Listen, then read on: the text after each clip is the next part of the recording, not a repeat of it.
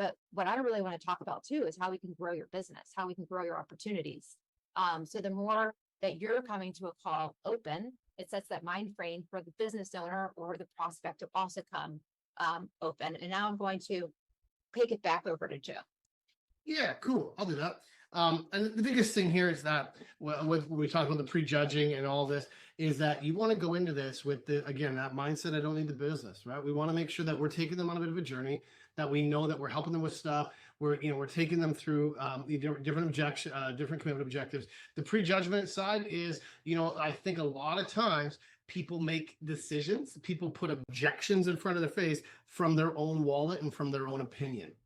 Right. And that's the kiss of death when we're selling anything. And again, I want you to take, sales is kind of one of those words that people go, I don't want to sell them anything. I'm like, I don't want to sell anything. I don't, imagine how I feel. I'm a guy that sells sales training. I'm the worst.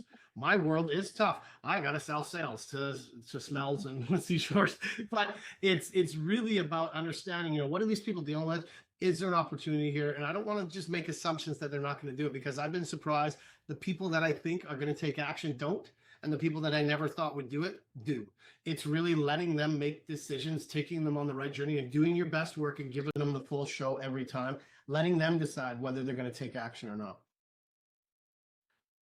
Now this one, I'll skip this one, but this one is we can go back to the sales conversations. You got to use empathy, questions, understanding, insights, playing a role, stories, improve.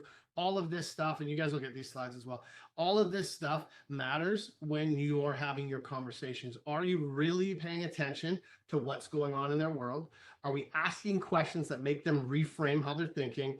Do we understand that change story? And like I said, before I sell anything, I'm like, I really get what's going on. I see the deal. I see the opportunity.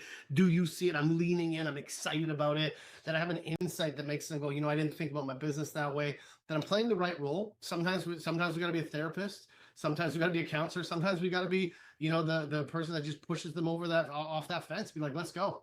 Right? You got to be their champion. You got to be their cheerleader, right? It really depends on what they need from you and how you're going to help them move.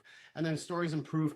That's the thing that's going to sell most of the stuff for you. How do I connect the dots using that limbic system in our brain, that associative context, that storytelling version of ourselves? That humans love stories. Be able to say, hey, you know what? Somebody else did that before. Here's what happened to them. And they go, if they can do it, I can do it. If it's done before, it can be happening again.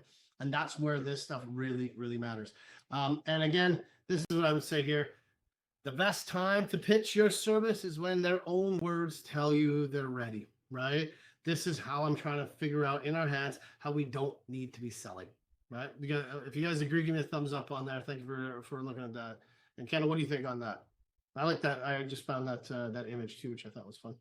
Yeah, it's excellent. And I agree. I mean, the more you leverage questions to communicate your value and to create those connections that they weren't thinking about, the more you can then begin to, within their words and their body language, begin to see they're beginning to lean in. And then similar to something that Joe does a lot is when he sees an opportunity of ways that he can show value, he gets excited about it. Oh, and I think, as someone who's providing a service, to get excited, like, oh my, like, I'm seeing so much opportunity within your business. I can really help you. I'm excited to work with you. I find myself sometimes holding back on emotion because I don't want to show too much and get too excited. But I also think that that's really authentic. That if you really do see some opportunity that you can add value, sharing that it's contagious. Yeah, I think, it's both. I mean, I do a training on using asking questions with a question mark or an exclamation mark when we're trying to ask for the sale. And really, if you're just saying, well, what do you think? Is that something that you might want to do? And we're back here in a very weak position. The psychology, there's a really good book called Subliminal. I'll keep throwing books at you guys. The psychology of influence is really if I am excited and I have intention and I feel confident about something, through the power of the mirror neurons, it's going to transfer to you. But if I've done a great job, if we've had an awesome time, we've talked about everything, we know there's possibility, we're very excited, and we've talked about this, but then we switch into sales mode and we don't want to be salesy. We go, well, if it's up to you, blah, blah, and we do like this, all of a sudden the spidey sense goes off and the client's brain goes, something's wrong. If they're nervous, I'm nervous, therefore I shouldn't do it. We have to feel 100% confident that this is in their best interest, that this is going to help them, and we lean into those sales. We say, you know what, this is what we got to do. This is the best thing you're going to do. I know this is maybe even a little uncomfortable, the budget that we're putting together, but this is what we're trying to do. Do you agree? And you put some risk reversal, all that stuff, but you make sure that you go, hey, we pumped, let's go. That leaning in is everything when you're selling a premium service. Okay. Right, what's the worst thing ever? But we're wrapping up too, so that's good. But we